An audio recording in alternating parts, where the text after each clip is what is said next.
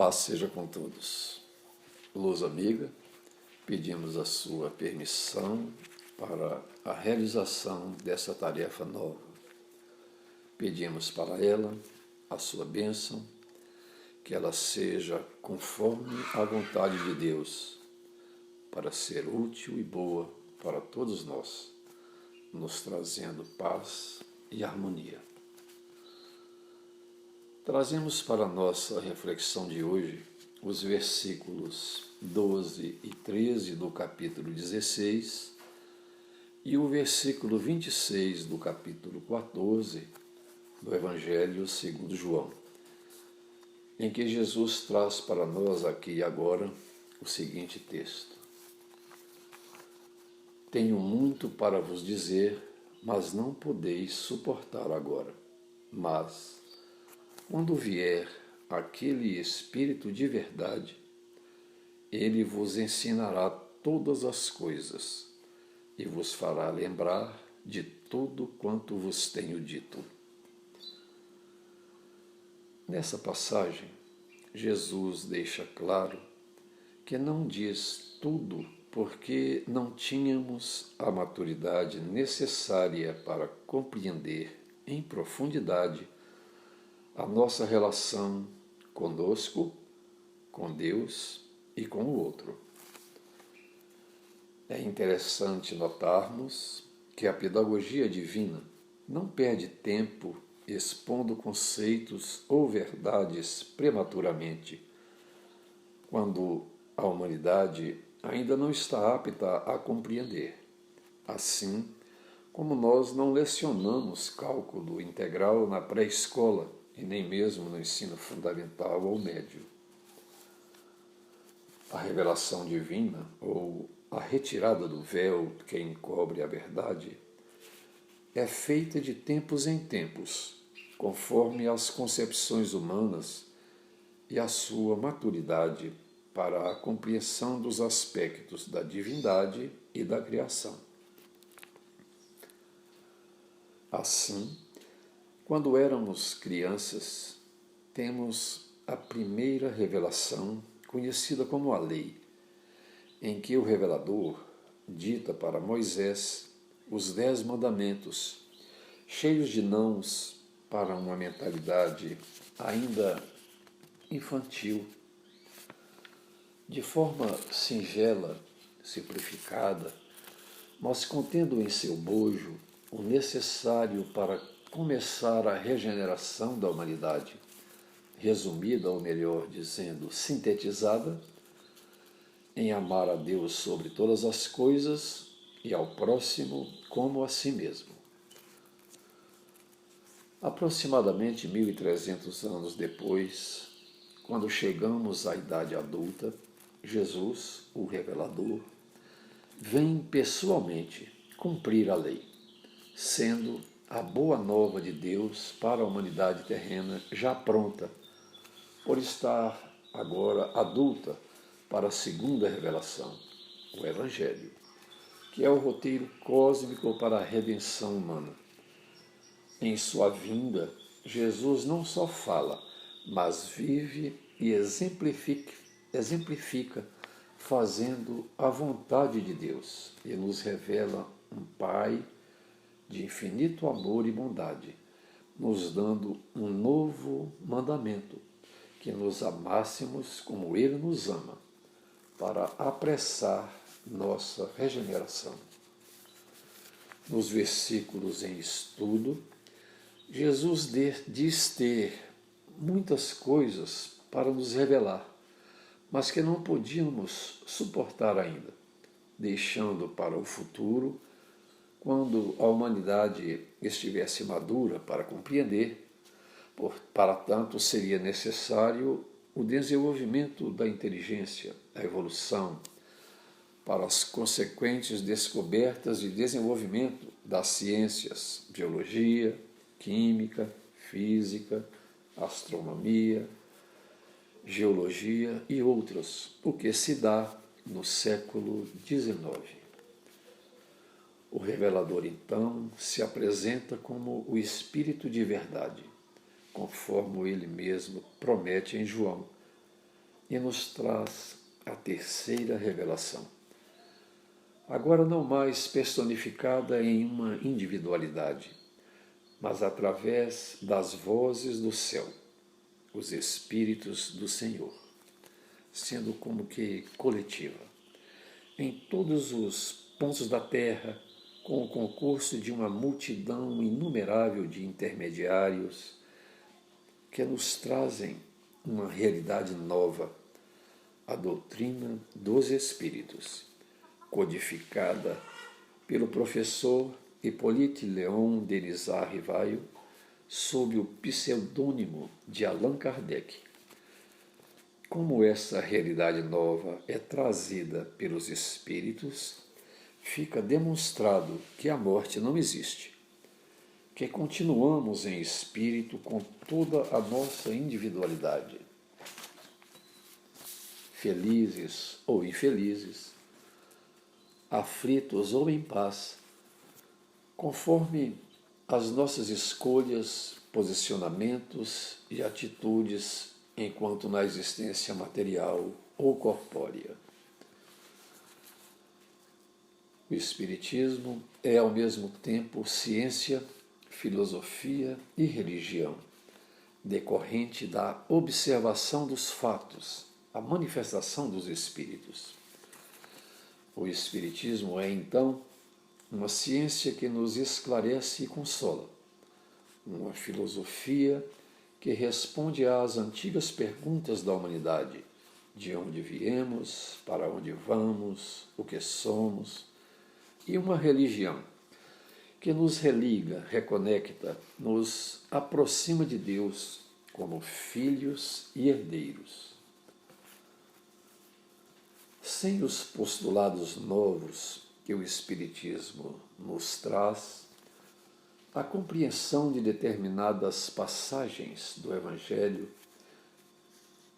ficam impossibilitadas de serem entendidas, senão impossível. O Espiritismo, portanto, nos permite uma compreensão maior, ou compreender melhor a essência dos ensinamentos evangélicos. Por isso, o Espiritismo é também conhecido como o cristianismo redivivo, por reviver o Evangelho e trazê-lo para a nossa vivência diária. Estamos em experiências transitórias e temporárias na Terra para a nossa renovação e aprendizagem contínuas, visando nosso aprimoramento, nosso aperfeiçoamento, quando dispomos de um corpo como instrumento do Espírito. A vida vem do Espírito imortal. Nele estão gravadas todas as nossas experiências, escolhas e afinidades. A consciência de que somos espíritos imortais, filhos e herdeiros de Deus, criados fracos, simples e ignorantes para desenvolver por nós mesmos a nossa perfectibilidade ou a perfeição relativa à criatura, nos torna mais humildes e compreendemos que não há razão para o medo ou exigência de qualquer natureza. Estamos aprendendo continuamente a escolher e a fazer sempre melhor, como eternos aprendizes. Então, nada está fora do lugar, nada é por acaso. Esta compreensão pode mudar toda a nossa trajetória. Vivenciar e fazer dentro das nossas condições e possibilidades, ainda que mínimas, torna-se mais importante do que conhecer teoricamente. A ciência incha e o amor edifica, como está na segunda epístola de Pedro. A ciência, ou conhecimento, a temperança. A temperança, a paciência. E a paciência, a piedade, que é a compreensão máxima das necessidades nossas e dos outros. A piedade é colocarmos-nos no lugar do outro. É a virtude que nos aproxima dos anjos. Toda a ciência e a filosofia contidas na doutrina espírita tem por fim ou por finalidade fazer que nos tornemos criaturas melhores, mais fraternas, mais humanas, mais amorosas, mais holísticas, sem preconceitos, por ser essa a finalidade da verdadeira religião, a religião cósmica de amor e sabedoria digna do Criador, independente de raça, cor, credos, seitas. Como diz Emmanuel no prefácio do livro Nosso Lar, de autoria de André Luiz e psicografado por Chico Xavier, precisamos, em verdade, do espiritismo e do espiritualismo, mas muito mais de espiritualidade, que é a vivência dos preceitos crísticos no nosso cotidiano. Diante das limitações e dificuldades que nos são inerentes, não devemos ficar desanimados, amargurados ou amedrontados. A confiança em Deus, em nós mesmos e em nossas potencialidades devem preponderar. Jesus, nosso guia e modelo, vem por nós, nos dando o exemplo, segue adiante de nós. Já passou por tudo isso e continua nos amparando, velando por nós e nos acompanhando. A nós basta sermos dóceis aos seus ensinamentos. Aproveitemos esses dias de isolamento ou distanciamento social para fazermos algo novo dentro de nós mesmos, na nossa intimidade, entregando-nos por inteiro em todas as nossas atividades a Deus, nosso Pai e Criador. Sintamos a presença divina dentro e fora de nós. Toda a criação está mergulhada no amor. O amor é o hálito divino.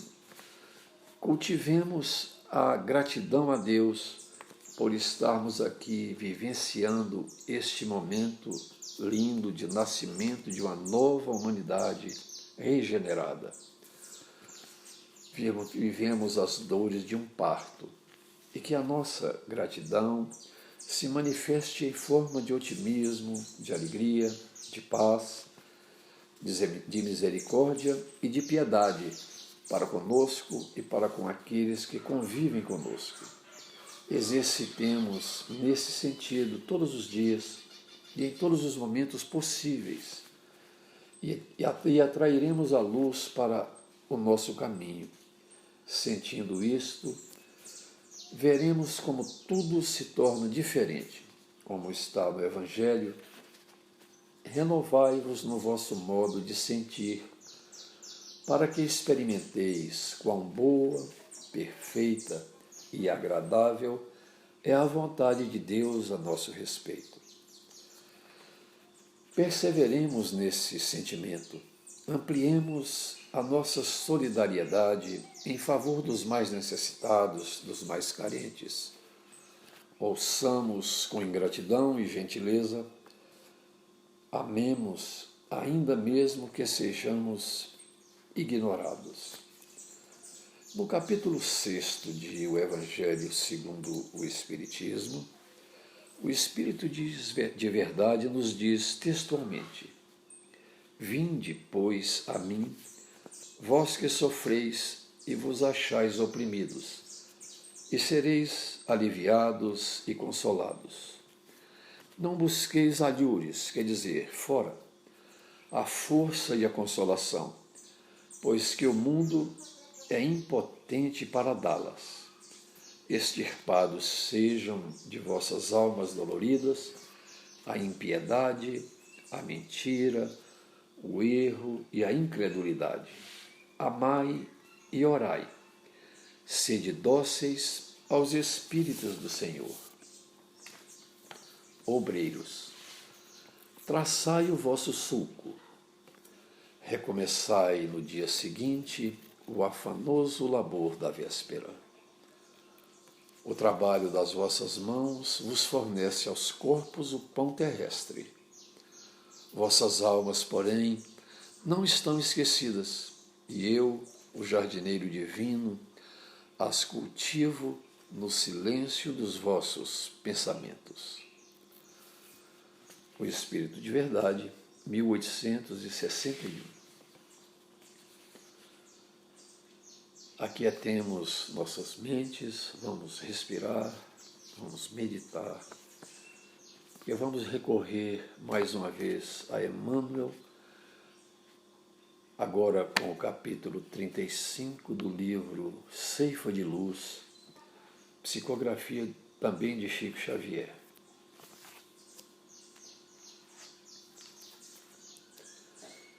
De que maneira vencerá o espírito o espiritismo, os obstáculos que se lhe agigantam à frente? Há companheiros que indagam. Devemos disputar saliência política, ou seja, a evidência, ou dominar a fortuna terrestre? Enquanto isso, outros enfatizam a ilusória necessidade da guerra verbal a grupos ou pessoas. Dentro do assunto, no entanto, transcrevamos a questão número 799 de O Livro dos Espíritos. Prudente e claro, Kardec formula aos orientadores espirituais de sua obra a seguinte interrogação: de que maneira pode o Espiritismo contribuir para o progresso? E, na lógica de sempre, eis que eles respondem: destruindo o materialismo, que é uma das chagas da sociedade. Ele faz que os homens compreendam onde se encontram seus verdadeiros interesses.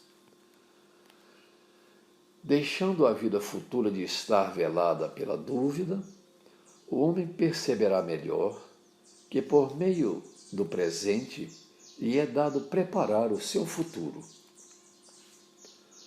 Abolindo os prejuízos de seitas, castas, cores, ensina aos homens a grande solidariedade que os há de unir como irmãos.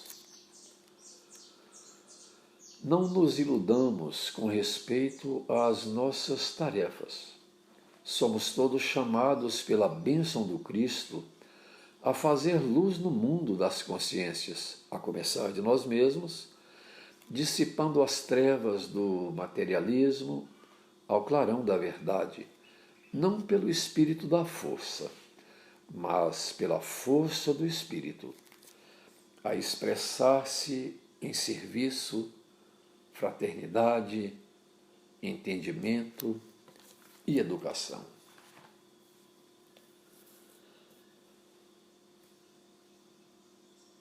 Meus amigos, nós agradecemos por mais essa tarefa em seu nome, agradecemos aos amigos espirituais a intuição, a ajuda e a todos pela paciência de nos ouvir. Que possamos seguir empenhados em refletir a luz e a misericórdia de Jesus com todo o nosso ser, onde quer que nós estivermos, para que brilhe sempre mais a luz e a misericórdia de Jesus. Paz a todos. Agora, para encerrar, nós vamos passar para a prece final com a música. Ou a música vai ser a nossa prece final.